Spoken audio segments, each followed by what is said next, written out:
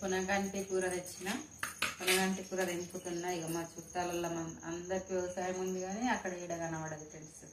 ఇది మార్కెట్ కనిపోయినా రైతు కూరతోనే పప్పు వండుతా. పెసరపప్పు వేసి పొనగంటి కూర పప్పు వండి ఆ వీడియో పెడతా.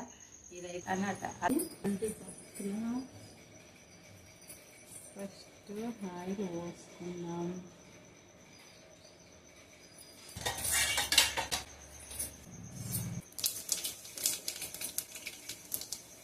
పప్పుడుగా వేసి పెట్టిన పక్కన ఆవాలు మంచిగా గోలితేనే టేస్ట్ బాగుంటాయి కదా ఫ్రెండ్స్. కొంచెం గోలకపోయినా బాగా అనిపించింది. పచ్చి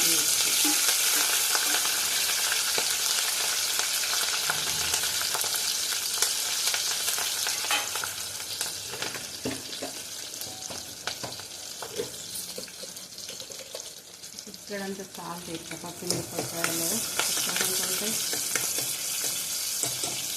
ఉల్లిపాయలు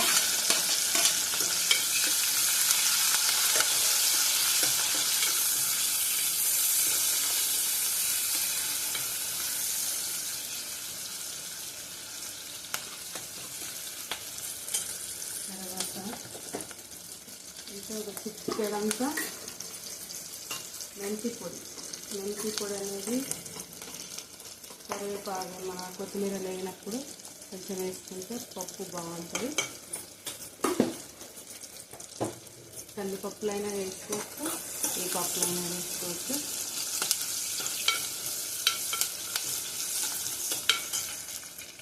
ఇప్పుడు పొనగంటి ఆకేద్దాం. పొనగంటి ఆకు పసుపు వేసి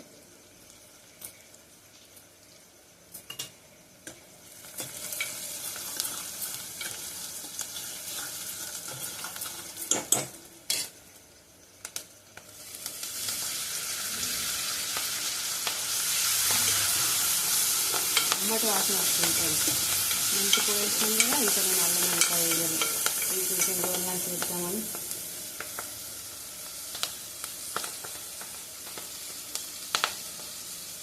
రెండు మూడు సార్లు 4 సార్లు కడిగిన కొంచెం. ఎందుకంటే ఫస్ట్ టైము ఇలా వండడం మంచిది అని వినంగా చాలాసార్లు విన్నా, నాకు దొరకలేదు.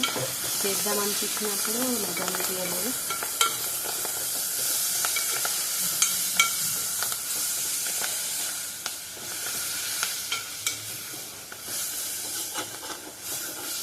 రోజు చట్నీ కూడా వేయాలి. చట్నీ కూడా బాగుంటుందట. పప్పు టేస్ట్ చేసినాక నచ్చింది అనుకోరే మళ్ళీ చట్నీ వేసుకోవచ్చు.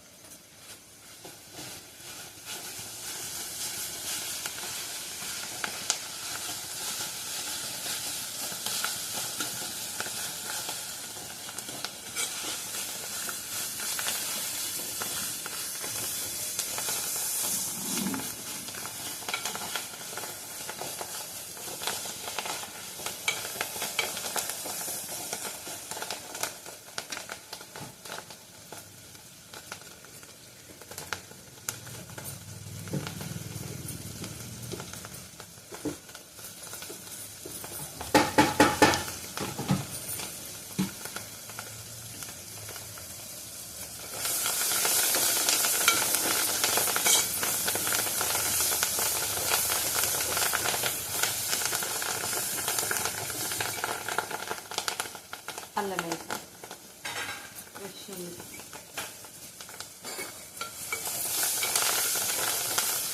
ఇది కరివేపాకు దంచి పెట్టినండి. కొంచెం సాల్ట్ వేసి మొత్తం దంచి వేస్తాను. ఇంకా ఆకు అనేది బయట పడేది ఉన్నది కరివేపాకు.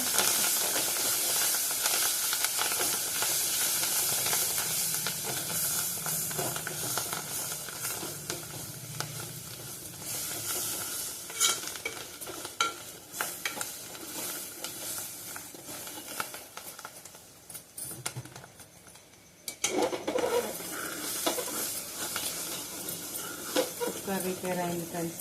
పట్టుకునేది ఊడిపోయింది. ఏం చేద్దాం నడిపిస్తుంది. ఇట్లనే కారం వేస్తాం. కారం వేసినాక పచ్చిమిరపకాయలు వేసిన కదా కొంచెం కారం,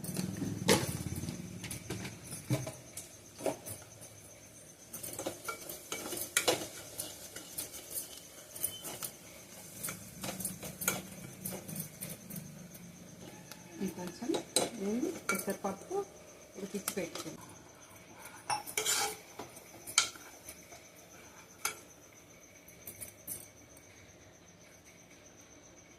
వేసిన ఫ్రెండ్స్ ఒక టమాటా కట్ చేసి వేసేసిన, వచ్చి కారం వేసిన, టమాటా వేసిన, ఒక్క ఉడుకుడు ఇట్లా ఉడికిందంటే అయిపోతుంది.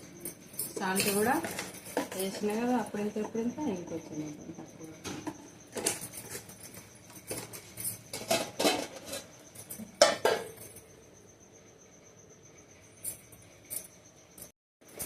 ఇక 5 నిమిషాలు అయింది, 5 నిమిషాలు నాన్న చల్లారాయింది.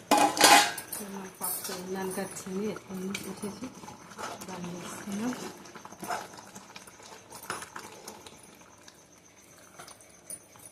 కొంచెం కొత్తిమీర పొడి పైన లాస్ట్లో కొత్తిమీర పొడి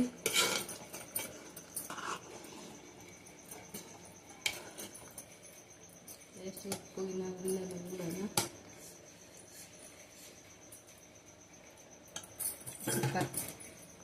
వేయాల్సిన పని లేదు కాదు కలిపి.